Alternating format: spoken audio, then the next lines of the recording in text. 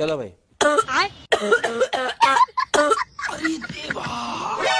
भैया ये कुणाल जी का घर कहाँ पड़ेगा? जी भैया मैं ही हूँ कुणाल, बताइए।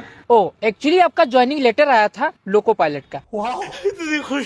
अरे वाह बेटा, तुम तो हमारा नाम रोशन कर दिए। और ये किस साला बैठा है नशेड़ी, पूरा दिन खांसते रहता है।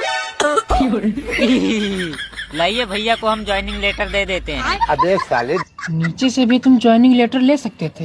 ये लो। अरे भैया उसको नहीं देना था।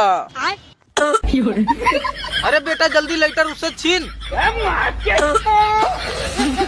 भारी मिस्टेक हो गया सर।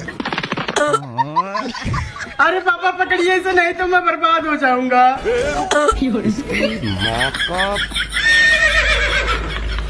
और अभी तो रुको बेटा, लेटर तो आधा फट गया।